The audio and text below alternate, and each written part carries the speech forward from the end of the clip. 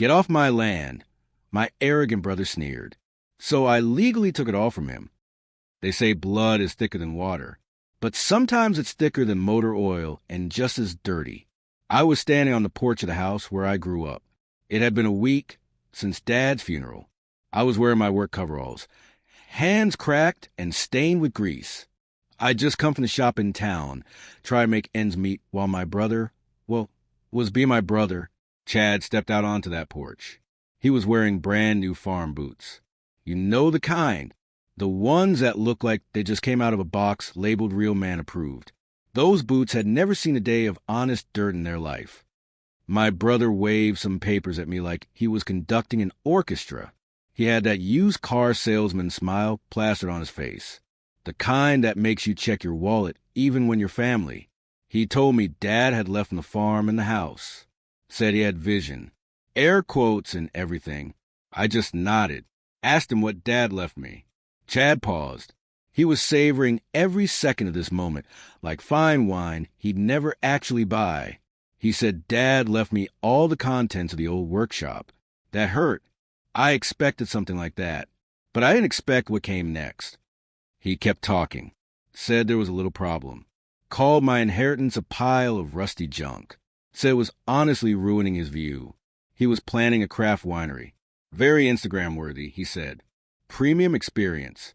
He used those exact words. I stayed quiet. Sometimes silence is the only weapon you have left. Then Chad tapped his fancy watch, the kind with more features than he'd ever use. He gave me 48 hours. Until noon on Sunday. Told me to haul away my trash. Anything left even 1 inch on his property after that deadline would go straight to the scrapyard. He called it trash. That lay where Dad taught me how to work metal.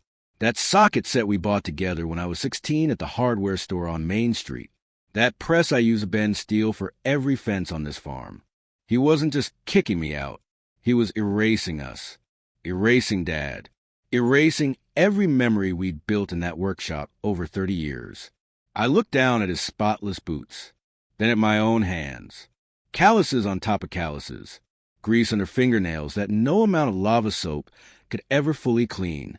Dad used to say something that stuck with me my whole life. Never trust a man with clean hands and big ideas.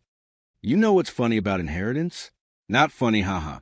Funny like a cosmic joke. Dad worked that farm for 40 years. Bought it when land was cheap and dreams were cheaper. He built everything on that property with his bare hands. The barn, the fences, the irrigation system that still ran like clockwork, and that workshop, that beautiful, cluttered, oil-stained cathedral of honest work. I spent every summer there since I was 8 years old, learning how to fix what was broken, how to make something from nothing. Dad didn't believe in throwing things away. If it could be fixed, you fixed it. If it couldn't be fixed, you found another use for it. Waste not, want not. That was his religion. Chad? Chad went to college. Business degree. Came back talking about market optimization and vertical integration. Big words for a farm that just needed someone to get their hands dirty. He visited maybe twice a year. Christmas and Thanksgiving. Always left early. Said the smell of manure gave him headaches. But when Dad got sick, Chad suddenly became very interested in the family business. Started showing up with printouts about agricultural trends, craft wineries, agritourism, farm-to-table experiences. He talked a good game. And Dad was tired. So tired. I should have seen it coming. The way Chad started bringing lawyers to family dinners. The way he'd steer every conversation toward estate planning. The way he looked at that land like it was a casino jackpot waiting to be cashed. But you don't want to believe your own blood would do that. You just don't. When the will was read, it was clean and simple.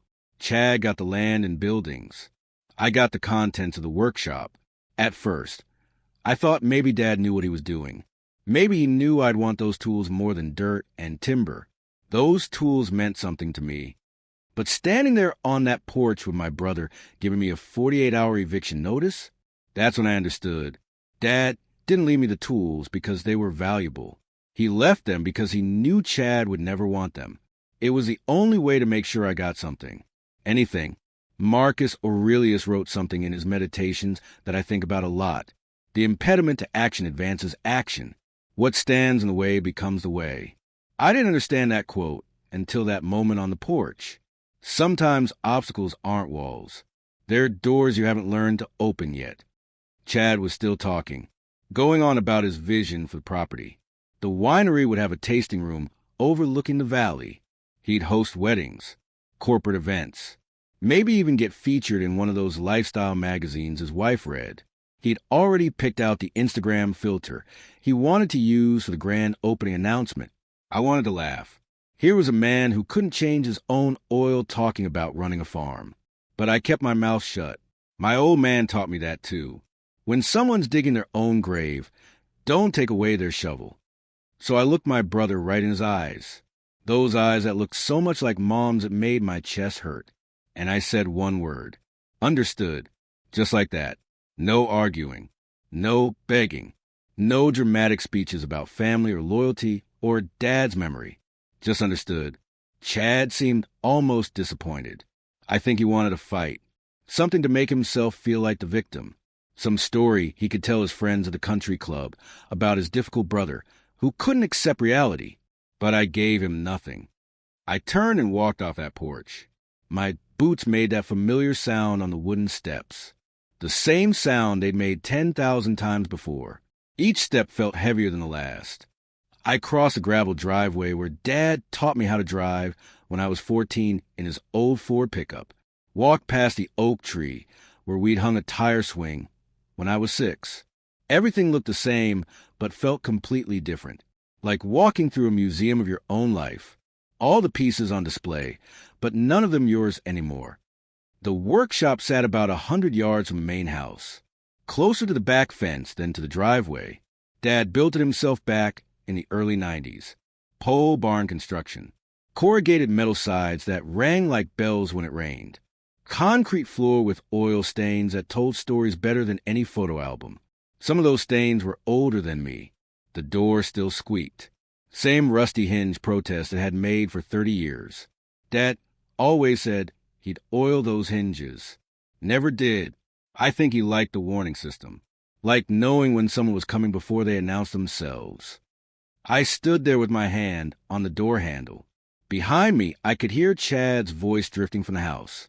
He was on the phone already, probably calling that architect he'd mentioned, or his wife, telling her how he'd handled the situation, how he'd been firm but fair, how sometimes you have to make tough choices. My hand was shaking, not from fear, from something else, something that felt like anger and grief having a fistfight in my chest. I pulled the door open. That squeak sounded different this time, like it knew this was goodbye. The smell hit me first when I stepped inside. Motor oil and sawdust and old coffee and something else. Something you can't bottle or describe or buy at any store. The smell of decades of honest work. Of problems that got solved at 2 in the morning. Of things that were broken and then weren't. Of a man's entire life lived in the space between those two states. The November light came through the high windows in dusty beams. Everything was exactly where Dad left it. And I mean exactly. The workbench ran along the entire back wall. 20 feet of scarwood surface covered in ancient vices and C-clamps. His red Craftsman toolbox sat in its spot by the drill press. That thing was older than me by a decade. He'd bought it with his first real paycheck.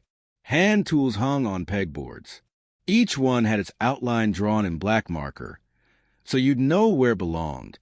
Dad did that back when I was in middle school. Taught me that there's a philosophy in organization. Everything has its place. Everything returns home, except when home gets sold out from under you. I walked to the workbench and ran my hand along the surface. My fingers found familiar grooves and burns. That gouge from when I dropped the transmission case when I was 17. Dad didn't yell, just said, measure twice, lift once. That burn mark from the time we were brazing copper pipe for the irrigation system, and I got impatient with the torch. He taught me patience that day. The place was full like that, full of lessons that looked like mistakes, full of education that came with scraped knuckles and frustrated tears. There was the engine hoist in the corner. We'd pulled maybe 100 engines with that thing. Tractors, trucks, that one time Mrs. Henderson's ancient Oldsmobile that nobody else in town would touch. Dad said if you turn down work because it's hard, you'll end up with no work at all. The lathe sat against the north wall. A 1960s Atlas. Heavy as a small car and twice as useful. Dad taught me to run that when I was 15. Showed me how to read the dials. How to feel when the cut was right. How metal talks to you if you listen. Chad walked past that machine 10,000 times and never once asked what it did. The welding station took up the entire east corner. MIG welder. Stick welder. Oxyacetylene torch setup with tanks that were probably older than Dad. I learned to weld on that equipment. Burned holes through more scrap metal than I could count. But Dad never got impatient. Just said every bead you lay teaches you something. Even the bad ones. Especially the bad ones. Above the welding station hung Dad's leather jacket. The one covered in burn marks and weld spatter. He never took it home. Said it belonged here, where the work was. I reached up and touched the sleeve. It still smelled like him. That particular mix of Old Spice and metal dust, and something uniquely his. I heard a vehicle pull up outside.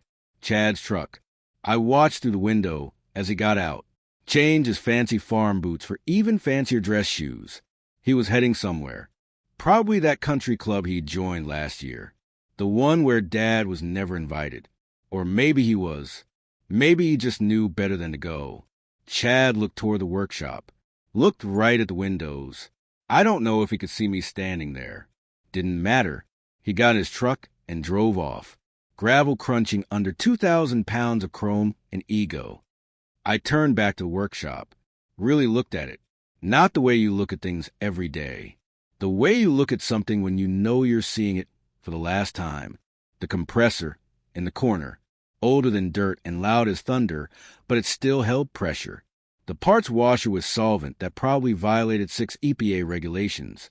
The metal shelves sagging under the weight of coffee, cans full of bolts sorted by size. The calendar on the wall, still showing March 2023. The last month Dad was able to work out here before he got too sick. There was a coffee mug on the workbench, his favorite one, the one that said World's Okayest Dad. I'd given it to him as a joke for Father's Day years ago. He used it every single day after that. Said it was the most honest mug he'd ever owned. The coffee inside had evaporated months ago. Just a ring of dried residue at the bottom. I picked it up, held it, put it back down. Some things you can't pack. Some things break if you try to move them. Marcus Aurelius wrote something that I think about when things get hard. You have power over your mind, not outside events. Realize this and you will find strength. Dad never read Marcus Aurelius. Never heard of him. But he lived that philosophy every day. He couldn't control the weather that destroyed crops. Couldn't control the market prices that crushed family farms. Couldn't control getting sick. But he could control how he responded, how he built, how he fixed, how he taught his sons the difference between what you can change and what you have to endure. Only one of those sons was paying attention. I thought about that, Will. The one that gave Chad everything except the contents of this workshop. I'd been angry about it at first. Felt like Dad had picked favorites. Felt like all those hours I'd spent in here learning his trade didn't count for as much as Chad's business degree and smooth talk. But standing there in that light filtering through dirty windows, I started to wonder. Dad knew Chad, knew he'd never want these tools, never see their value. To Chad, this was all junk, scrap metal and liability. But to me, this was everything. This was where I became who I am. Maybe Dad gave me exactly what I needed. He just knew Chad would try to take it away. Knew I'd have to fight for it. Maybe that was a test. Maybe that was a real inheritance. Or maybe I was giving him too much credit. Maybe he was just tired and sick and let Chad talk him into things. Maybe there was no grand plan. Maybe sometimes families just fall apart and there's no wisdom in it. Just sadness and lawyers and brothers who stop being brothers. I didn't know. Wouldn't ever know. That's the thing about death. It doesn't just take people. It takes answers too. What I did know was this. I had 48 hours. 48 hours to empty 30 years of accumulated life. 30 years of tools and equipment and memories that you can't separate because they're all tangled together like welding wire. 48 hours to prove to my brother that I wasn't going to leave anything behind for him to scrap, that I valued every socket wrench and every drill bit and every can of rusty bolts because they all meant something. They all came from somewhere. They all had purpose. I pulled out my phone, looked at the time. Saturday, 1:47 p.m. I had until Sunday noon. 46 hours and 13 minutes. Not 46 hours to move some tools. 46 hours to dismantle 30 years. 46 hours to pack up a relationship with my father. 46 hours to prove to a brother who'd stopped believing in me that I was exactly who Dad raised me to be. 46 hours. The clock was ticking. Where do you even start? How do you pack up 30 years of a man's life in less than 2 days? I started with the small stuff. The hand tools. Screwdrivers. Wrenches. Socket sets. Each one went into a box. Each box went into my truck. Trip after trip. My pickup sat in the driveway getting heavier while the workshop got emptier, and my back started reminding me I wasn't 20 anymore. The next 46 hours were hell. And I don't mean that in the movie montage way. No inspirational music. No time-lapse photography. Just cold, wet November and the constant ache of lifting things that were heavier than they looked. Saturday evening, I was loading the portable tool chests. The ones on wheels that Dad could roll around the shop. Each one weighed maybe 200 pounds, empty. Full of tools, they were closer to 400. I'd get one to the truck, load it, come back for another. My shoulders were screaming. My lower back felt like someone was taking a blowtorch to my spine. Chad came out around 6. Stood on the porch with a cup of coffee, just watching. He didn't offer to help. Didn't ask if I needed anything. Just stood there like I was hired labor, like I was a landscaping crew, or the guys who clean gutters. Someone beneath his notice who existed to do the work he was too important for. That hurt worse than the physical pain. The humiliation of it. Your own brother watching you struggle, and sipping coffee like it's entertainment. I wanted to say something. Wanted to tell him what I thought about his vision, and his winery, and his Instagram-worthy future. But I kept my mouth shut. Let him think he'd won. Let him feel superior. Sometimes the best revenge is letting someone underestimate you. By Sunday morning, I'd been at it for over 24 hours with maybe 3 hours of sleep total. I'd cleared most of the small equipment. The welders, the grinders, the drill press that Dad bought from a estate sale in 1987. Everything was either in my truck or staged in the driveway waiting for Tommy. Tommy showed up around 8 with his flatbed. We'd been friends since high school, played football together. He went into the trucking business. I went into fixing things. We'd kept in touch the way guys do. Beer every few months. Text messages on birthdays. He took one look at me and whistled. Told me I looked like I'd been hit by the truck instead of driving it. I probably did. I hadn't showered. Hadn't shaved. My clothes were covered in grease and dust and sweat. My hands were bleeding from a dozen small cuts I didn't remember getting. We loaded the big stuff. The lathe was a nightmare. 800 pounds of cast iron and precision. Took us an hour just to get it secured. The mill was worse. The table saw. The compressor that Dad rebuilt 3 times. Each piece of equipment had a story, and each story made it harder to let go. Chad came out again around 10, 2 hours before deadline. He watched us work for a minute, then went back inside. Came back out with his phone. Started taking pictures. Probably documenting everything for insurance purposes. Or maybe just collecting evidence that his deadbeat brother was finally clearing out. I ignored him. Focused on the work. One piece at a time. One memory at a time. One goodbye at a time. That's when I noticed something. Something I'd walked past 1,000 times without really seeing it. In the far corner behind the old compressor. The one Dad and I rebuilt back in 1998 when the motor burned out. Back there in the shadows sat a metal filing cabinet. It was buried. Old tires stacked on top. Empty oil jugs. Cardboard boxes full of parts catalogs from the 80s. The kind of junk that accumulates in corners over decades. Chad had probably looked at that corner 100 times and seen exactly what I saw. Trash. Stuff to be hauled away. Part of the motorhome that was ruining his view. But mechanics are methodical people. We don't just look at things. We see how they fit together. We understand systems. We know that sometimes the most important parts are hidden behind the obvious ones. And I knew Dad, knew how he thought, knew he didn't trust banks entirely, didn't trust lawyers, didn't even fully trust a house where Chad might go snooping. But he trusted steel, trusted metal, trusted things that could survive a fire or a flood or a brother with bad intentions. I told Tommy to take a break, grab some water. He'd earned it. He headed to his truck while I moved the tires, moved the jugs, moved the boxes. The filing cabinet sat there like a patient secret. 4 drawers, heavy gauge steel, the kind they used to make before everything became particle board and plastic. The cabinet was locked. Of course it was, but Dad was predictable in his way. He never trusted combination locks. Said they were too easy to forget when you got old. He believed in keys. Physical keys that you could hold, could hide. I looked around the workshop. Where would he put it? I checked the obvious spots first. The pegboard where the hand tools hung. Nothing. The drawers and the workbench. Just shop rags and sandpaper. The red toolbox. Just tools. Then I remembered the old anvil, the one he bought at an auction before I was born. It sat in the corner collecting dust for the past 10 years, since his back got too bad for forge work. I walked over, ran my hand along its base.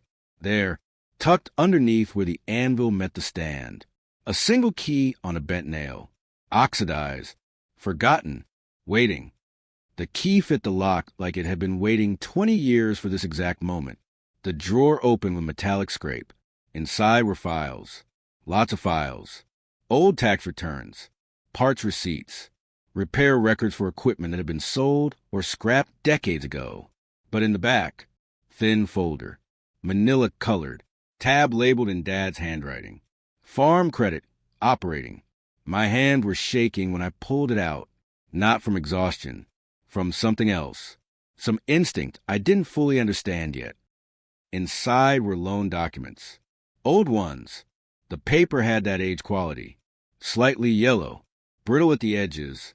The kind of documents that predate laser printers. This was matrix. This was typewriter ribbons and carbon paper.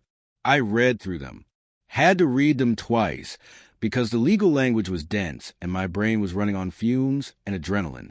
But slowly the picture came together. Early 1990s. Dad took out an operating loan. $50,000. Not from Bank of America or Wells Fargo or any of the big players. From a small local farm credit union.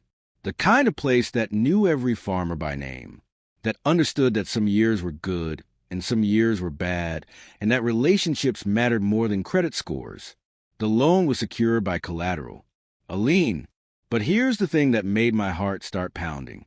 The lien wasn't on all 150 acres of the farm. It was specifically on 10 acres. The parcel that contained the house, the barn, the workshop, the heart of the operation. And it was listed as a senior lien. First position. Priority. That meant that this loan never defaulted. This debt got paid before anything else. Before any other loans. Before any other claims. First in line. I kept reading. Dad had paid it down. $50,000 to $40,000 to $20,000. Down and down over the years. But he'd never paid it off completely. Never closed it out. The current balance, according to the last statement in the file, was $5,120.14. $5,000. Pocket change compared to what the farm was worth. Less than the cost of Chad's new truck. But Dad kept it open. Kept it active. Kept that lien in place like a sleeping guard dog. Why? At first I didn't understand. Then it hit me. This was his insurance policy. His rainy day fund. His emergency brake. Dad knew that banks and lawyers could take a lot of things. Could twist words and find loopholes. but they couldn't erase a properly recorded lien.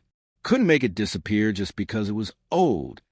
I thought about Chad, about his big plans, his craft winery, his Instagram vision.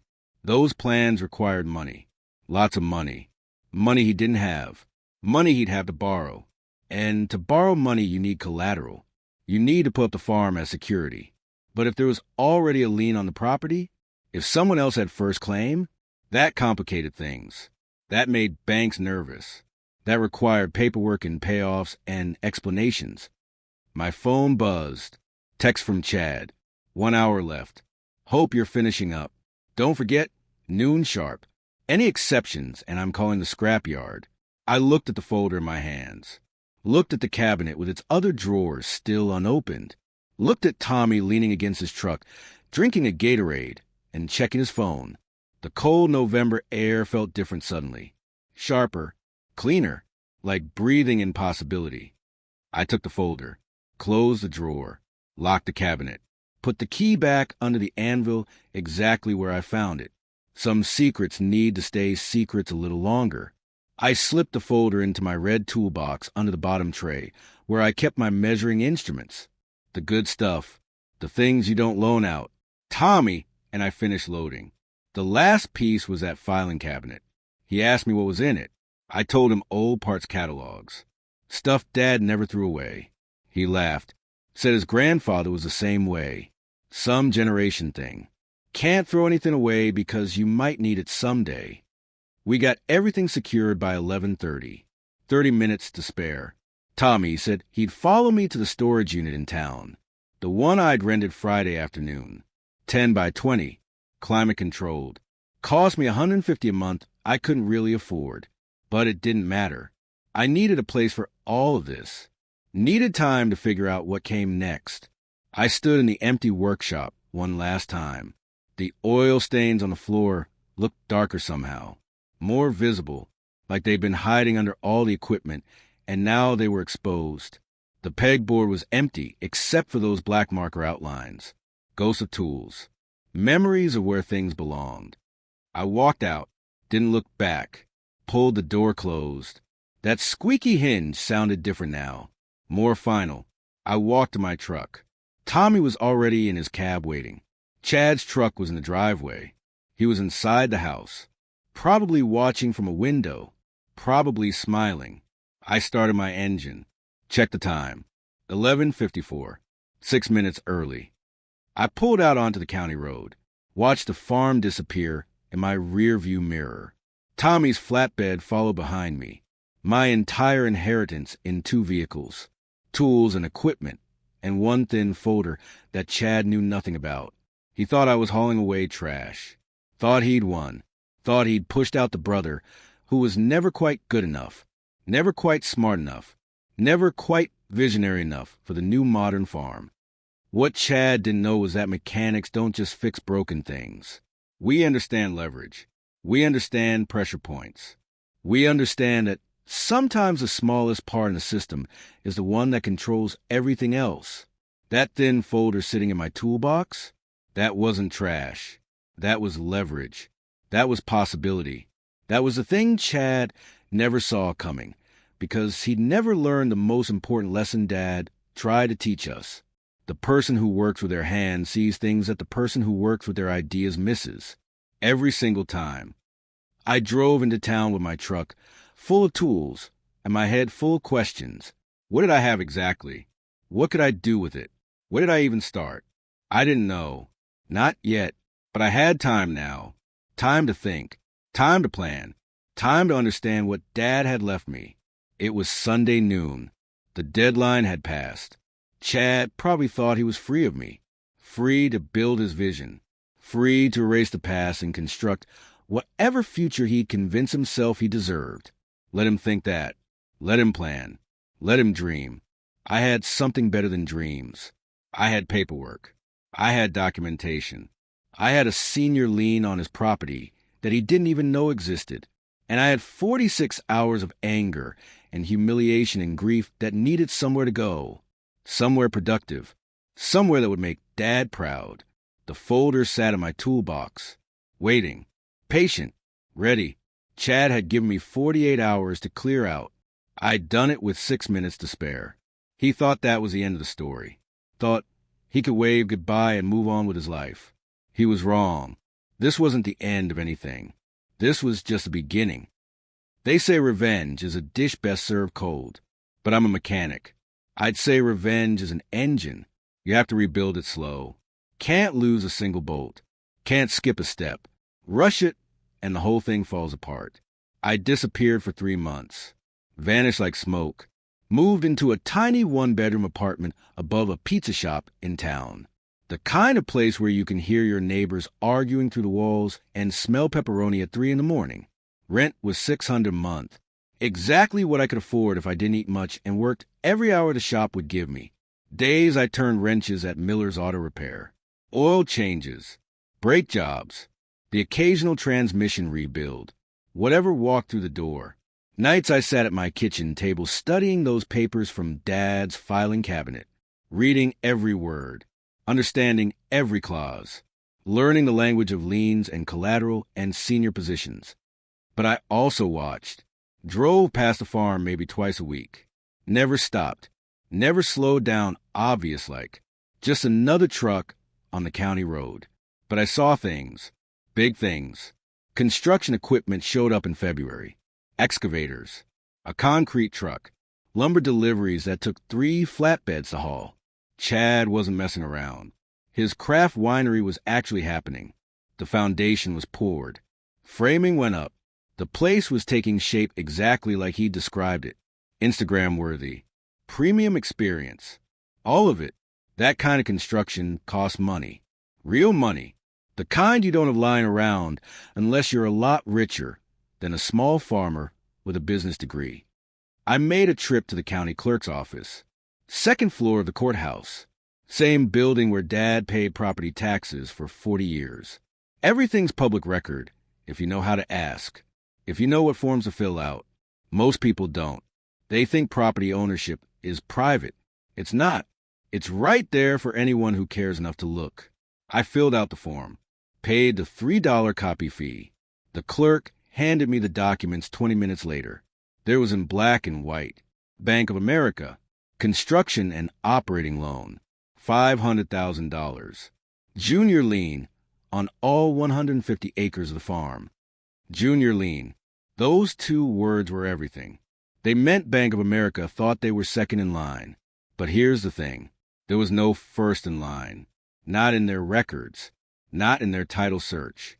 Not in their digital database that probably cost millions of dollars to build.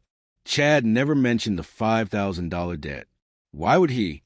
He didn't know it existed. He'd never gone through that filing cabinet. Never looked at Dad's old paperwork. He'd hired professionals. Title company. Real estate lawyers. People with fancy software and E&O insurance. They'd done their digital due diligence. Checked all the online records. Searched the computerized database. And found nothing because Dad's loan was old.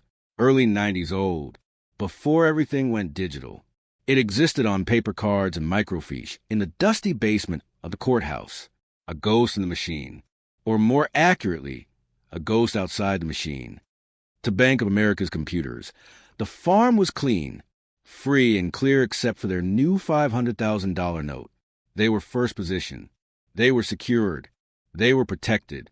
Or so they thought. My play was different. I wasn't relying on computers. I had something better. I had papers. Physical documents.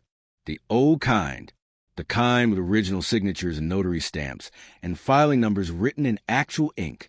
But first I needed to understand what I had. Needed to talk to someone who knew this world better than I did. I went to the Farm Credit Union. Same place Dad got that original loan. Small brick building on the edge of town. The kind of place that still has a coin counter machine in the lobby and offers free coffee that tastes like it was brewed during the previous administration. Manager's name was Henderson. Mr. Henderson to anyone under 50. He was probably 70. Been working at that credit union since before I was born. He remembered Dad. They all did. Small town. Long memories. I sat in his office. Told him I'd inherited some of Dad's things. Found some old loan documents. Wanted to understand what I was looking at. He pulled up the account. Still active. Still open.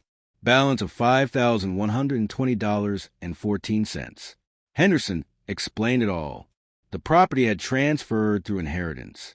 That technically triggered the due on transfer clause. The full amount became immediately due and payable. They'd sent Chad a letter. Certified mail. Demanded payment within 30 days. Chad never responded. Probably threw it away. Another piece of junk mail from some no-name credit union he'd never heard of. He was too busy dealing with Bank of America. Too busy planning his winery. Too busy being important. I asked Henderson what happens now. He sighed. Said the credit union didn't really want to foreclose over $5,000. The legal fees alone would eat up any recovery. They'd been sitting on it, hoping Chad would eventually respond. But it had been almost 4 months. That's when I made my pitch. Told him this was a problem asset for them. Dead weight on their books. I could solve that problem. I'd buy the note, right now. Full amount plus their administrative costs and accrued interest. Call it $6,000 even. Cash deal. They'd be out from under it, and I'd handle collection myself.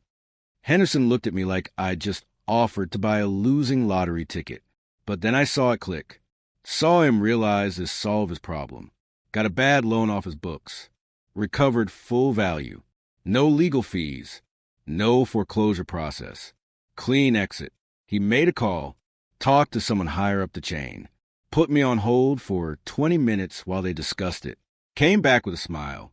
Deal accepted. We could close next week. 7 days later, I walked out of that credit union with a folder full of documents. Assignment of note. Assignment of lien. Recorded deed of trust. Everything properly notarized and filed. Everything legal and binding and absolutely airtight. I wasn't just Frank the mechanic anymore. I was Frank the creditor. I held senior position on my brother's property. I had first claim. I had priority. I had power. But I didn't use it. Not yet. Revenge is an engine, remember? You don't fire it up until every component is in place. Until you've checked every connection. Until you're absolutely certain it'll run exactly how you need it to run. I went back to the county clerk's office. But this time I didn't ask for a computer search. I gave the clerk the exact parcel number from Dad's original paperwork. Asked them to pull the physical archive, the old records, the basement files. Young guy, maybe 25, looked at me like I was asking him to dig up dinosaur bones. But he went down there, came back 30 minutes later covered in dust, carrying a folder that probably hadn't been touched since it was filed. He laid it on the counter, blew dust off the top, and there it was, the paper ghost. Original deed of trust from 1992, filed correctly, recorded properly, legally binding and perfectly valid, just invisible to anyone who only searched the digital records. I had to make copies, paid another $3 fee, took those copies to a lawyer, not some big firm, just a guy named Patterson who'd handled Dad's will, small practice, reasonable rates, the kind of lawyer who still returns phone calls. Patterson read through everything, looked up at me with something like respect, told me this was real, this was legitimate, and if I want to pursue it, I had every legal right to do so. Being a creditor is a patient game. You don't call up the debtor and negotiate. You don't send threatening letters. You follow process. You follow procedure. You let the law do exactly what it's designed to do. Patterson filed the foreclosure notice. Proper legal channels. Everything by the book. Notice of default. Demand for payment. 30-day cure period. All the technical requirements that protect borrowers from aggressive lenders. Except I wasn't being aggressive. I was just being thorough. I imagine Chad got that notice and laughed. $5,000? Pocket change. Some kind of mistake. Some clerical error from decades ago. He probably called Bank of America, told them to handle it, fix this little problem. They had $500,000 on the line. They'd sort it out, and that's when I imagine the laughter stopped. That's when the B of A lawyers got involved. That's when they sent someone to the courthouse to verify. That's when they went to the basement, found the paper ghost, Realized their digital title search had missed something crucial. Realized their junior lien was about to be wiped out by a senior lien they never knew existed. The next 3 months were beautiful. Not in a nice way. In a watching a train wreck in slow motion kind of way. B of A tried everything. Offered to pay off the $5,000. Patterson told them no. The note holder wasn't interested in payoff. The note holder wanted the property. They tried to negotiate. Tried to find some settlement. Some compromise. Patterson kept saying no. The law was clear. Senior liens get paid first.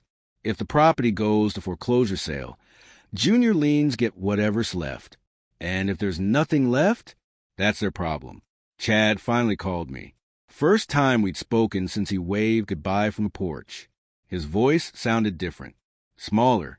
He didn't understand what was happening. Didn't understand how some old $5,000 debt could threaten his $500,000 loan. I didn't explain it to him. Didn't gloat. Just told him to talk to his lawyers. To work with Bank of America. To figure it out. I wasn't being difficult. I was just exercising my legal rights. Same rights he'd exercise when he gave me 48 hours to clear out. The foreclosure process ground forward. Court hearings. Legal filings. Certified mail. Everything documented. Everything proper. Bank of America fought it hard. Hired expensive lawyers. Filed motions. Demanded delays. But the law was on my side. The paper ghost was real. The senior lien was valid. There was no defect. No technicality they could exploit. 6 months after I filed, we stood on the courthouse steps. It was a cold, wet morning in early September. The kind of morning where the fog sits low and the dampness gets into your bones. Perfect weather for what was about to happen. The crowd was small. These foreclosure auctions usually are. Just the necessary parties. The auctioneer. The lawyers. The guy from the county who records everything. And the people directly involved. Me in my clean but worn work clothes. Chad in an expensive suit that didn't fit him right anymore. Guy had lost maybe 20 pounds. Stress will do that. 2 lawyers from Bank of America. Young guys in suits that cost more than my truck. They looked miserable. This was not how loans are supposed to work. This was a cautionary tale they'd be telling at legal conferences for years. How a $500,000 commercial loan got wiped out by a $5,000 ghost. The auctioneer started his spiel. Fast-talking professional. Done this 1,000 times. Lot number 1. 10 acres. Includes residential dwelling, outbuildings. And here's the key part. Unfinished commercial structure. Property encumbered by junior lien in the amount of $500,000. That last phrase killed any interest from potential investors. Why would you buy property with that kind of debt attached? You'd be taking on Chad's problem. Nobody wanted that. Opening bid from senior lien holder. $5,120.14. The exact amount of the debt. I raised my hand. Calm. Quiet. Like I was bidding on a dresser at an estate sale. The B of A lawyer said nothing. There was nothing they could say. This was legal. This was proper. This was the system working exactly as designed. Just not in their favor. Chad yelled something. His voice cracked. Said I couldn't do this. Said it was our home. Our family home. How could I do this to family? I looked at him. Really looked at him. Saw what stress and money problems and consequences do to a man. Saw my brother turned into something smaller than he used to be. Part of me felt bad. Small part. The rest of me remembered standing in the cold, loading tools while he drank coffee and watched.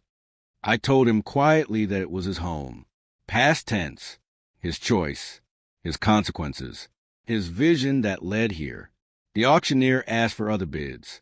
Silence. He asked again. Nothing. Going once. Going twice. Sold to Frank for $5,120.14. Just like that.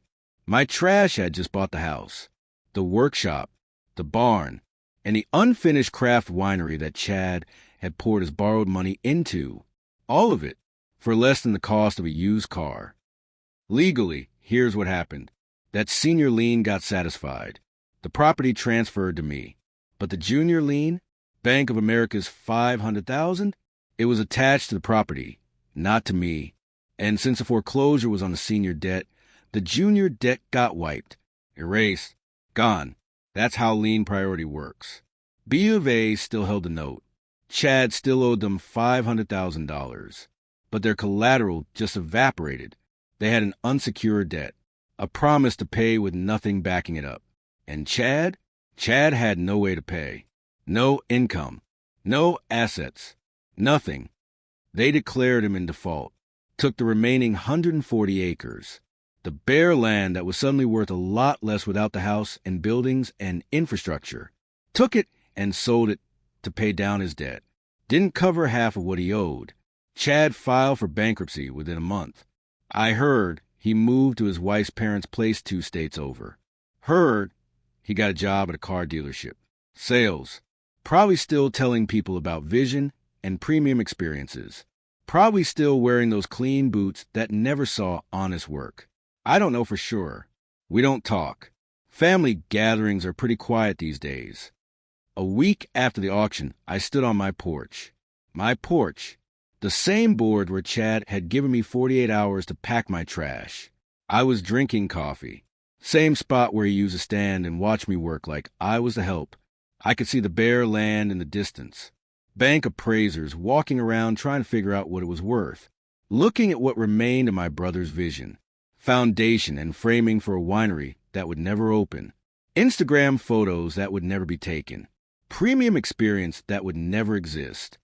The workshop was exactly how I'd left it. Empty except for those oil stains on the floor.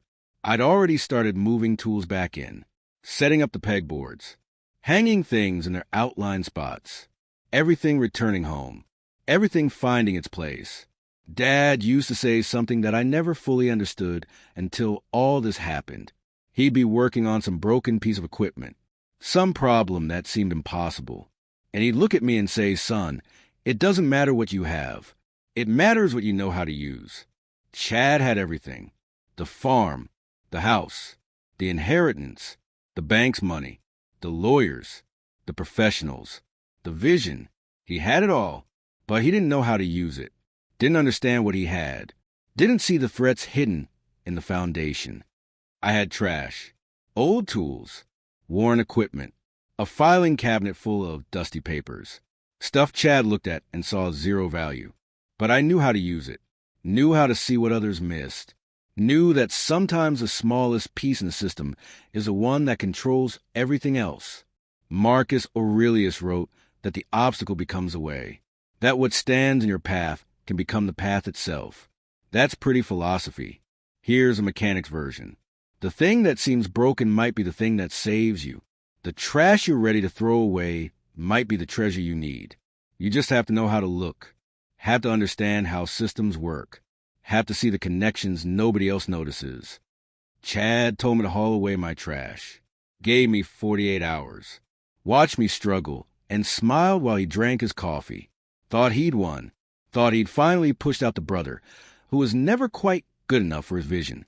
And I did exactly what he said. Hauled it all away. Every tool. Every piece of equipment. Every box of old papers. Took my trash and left. Let him think he'd won. Let him wave goodbye. Let him build his dream. Then I came back. Came back with papers he didn't know existed. Papers that were trash to him. Worthless. Ancient. Irrelevant. Papers that turned out to be the most valuable thing Dad ever left me. I came back and I took everything. Not with anger. Not with violence. Not with anything dramatic. Just with patience and paperwork and understanding how the system works. Just with the knowledge that mechanics don't just fix broken things. We understand leverage. We understand pressure points. We understand that the person who works with their hands sees things a person who works with their ideas will never notice. The morning sun was coming through the workshop windows. Same dusty beams. Same oil-stained floor. But it was mine now. Really mine. Not inherited. Not given. Earned. Fought for. Won. I finished my coffee. Set the mug down on the porch rail. Same spot where Chad used to set his. Looked out at the farm. At the workshop. At the house where I grew up. At everything Dad built over 40 years of honest work, Chad wanted me to haul away my trash. And I did. Then I came back and took his treasure. Turned out they were the same thing. You just had to know how to look. Dad would have appreciated the irony, the poetry of it, the mechanical precision of how it all worked, how the smallest overlooked part became the one that controlled everything. He taught me that. I spent 30 years teaching me that in that workshop, teaching me to see, to understand, to be patient, to be thorough, to never assume something is worthless just because other people can't see its value. Chad never learned those lessons, never wanted to, too busy with his vision, his ideas, his big plans, too busy looking at the future to notice what was right in front of him, too busy keeping his hands clean to see what people with dirty hands understand. I walked back to the workshop, that squeaky door, that familiar smell, that sense of coming home. I had work to do, tools to organize, equipment to set up, a space to rebuild, a life to continue, a legacy to honor. The paper ghost had done its job. The trash had become treasure. The obstacle had become the way. And the brother who thought he'd won had lost everything, while the brother who thought he'd lost everything had won. Sometimes the best revenge isn't dramatic, isn't loud, isn't violent or cruel or aggressive. Sometimes the best revenge is just being more patient, more thorough, more willing to do the work that nobody else wants to do, more willing to see the value in what others call trash. Chad told me to take my trash and leave. So I did, and then I came back and took his whole world, $5,000 at a time.